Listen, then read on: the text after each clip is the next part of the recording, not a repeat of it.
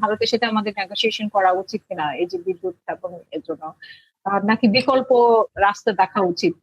কারণ ভারতের উপর নির্ভরশীল হয়ে আমরা আসলে ভারতের কাছেই ধরা দিয়ে বসে থাকি। ওরা যখন প্রয়োজন মনে করে আমাদেরকে দেয়। তো যেমন ডক্টর ইউনূস সরকার যখন এসেছে তখন ভিসা পর্যন্ত বন্ধ করে দিয়েছে, অনেক কিছু বন্ধ করে দিয়েছে। তো ভারতের প্রতি নির্ভরশীলতা কমানো উচিত কিনা এটা প্রশ্ন। এবং সাথে সাথে আপনার কাছে জানতে চাই যে নিয়োগগুলো হচ্ছে সেই নিয়োগগুলো নিয়ে আপনার মতামত কি?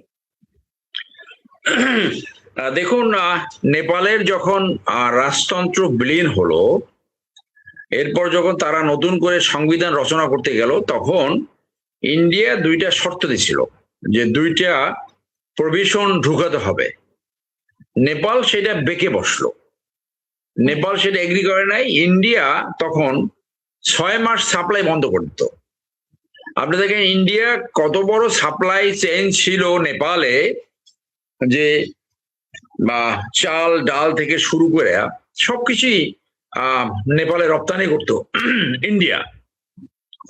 ইন্ডিয়া এমন একটা রাষ্ট্র, এমন একটা মেন রাষ্ট্র, 6 মাসের জন্য তাদের এই রপ্তানি বন্ধ করে দিল। তো তাতে কি নেপালের মানুষ মারা গেছে? তাতে কি নেপালের পতন হয়ে গেছে? তাতে কি নেপালে দুর্ভিক্ষ হয়েছে? আমরা এমন তো কোনো খবর পাইনি। এতে করে কি হয়েছে, নেপালের সাথে চায়নার লাইনটা কমপ্লিটলি ওপেন হয়ে গেছে। আর বাংলাদেশে এই উদাহরণ আমরা দেখেছি, এখান থেকে ইলিশ মাছ পাঠিয়েছে পশ্চিমবঙ্গে, ঠিক তারপর পরদিন পেঁয়াজ রপ্তানি বন্ধ করে দিয়েছে। অথবা আম পাঠিয়েছে, ঠিক তারপরে চাল রপ্তানি বন্ধ করেছে। এরকম অনেক উদাহরণ আমরা দেখেছি। সো যে কোনো প্ল্যানে, একটা রাষ্ট্র চালানোর যে কোনো প্ল্যানের প্ল্যান যদি ফ্লেক্সিবল না থাকে এবং প্ল্যানের সাথে যদি কন্টিজেন্সি প্ল্যান না থাকে, বিকল্প প্ল্যান না থাকে, তাহলে সেই প্ল্যান যদি প্রথম প্ল্যান হোঁচট খায়, তাহলে রাষ্ট্র অনেক সময় বিপদে পড়তে পারে। সো আপনার সেকেন্ডারি প্ল্যান অথবা কন্টিজেন্সি প্ল্যান তো প্ল্যানেরই অংশ। এইটাই রাষ্ট্র পরিচালনার দূরদর্শিতা, এইটাই রাষ্ট্র পরিচালনার এফিসিয়েন্সি। সো যদি এরকম পরিস্থিতি সৃষ্টি হয়, রাষ্ট্রের দায়িত্ব রয়েছে, সরকারের দায়িত্ব জনগণকে প্রিপেয়ার করা।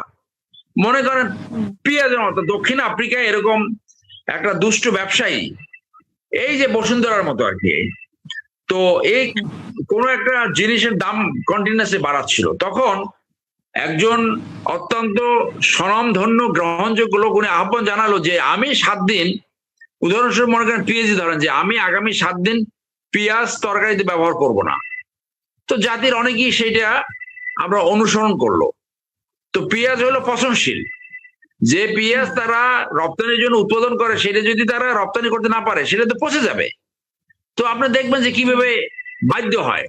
কথার কথা, আপনি যদি যে ফ্রুট আসে অথবা ডাল আসে অথবা কাঁচামরিচ আসে, 7-10 দিন এটা না খেলে কি হয়?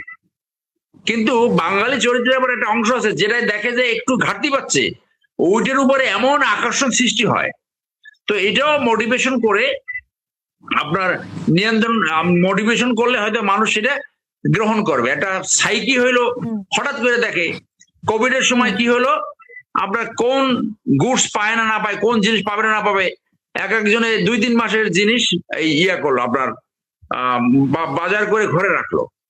তো অনেকের কাছে গল্প শুনছি যে ওই দেখা গেল 7 দিন 10 দিন অথবা 15 দিন পরে সব পয়সে গেছে। সে যে জমা করে রাখলো, ওতে কোনো লাভ নাই, ওটা কিন্তু ব্যবহার করতে পারে নাই। সো একটা 20 কোটি লোকের একটা দেশ, আমরা পৃথিবীর ইতিহাসে জনসংখ্যার দিক থেকে 8ম বৃহত্তম। আমাদের তো এত ছোট ভাবার কোনো কারণ নাই। আমাদের দেশটাকে সাফার করেছে কে? রাজনীতিবিদরা। এরা যে চুরি করে, ডাকাতি করে, মানি লন্ডারিং করে, দুর্নীতি করে এবং দেশের স্বার্থ বিকৃত কইরা এই পারিবারিক স্বার্থ, এই দলীয় স্বার্থ দেখে, এই জন্যই তো এই দেশ প্রোগ্রেস হচ্ছে না।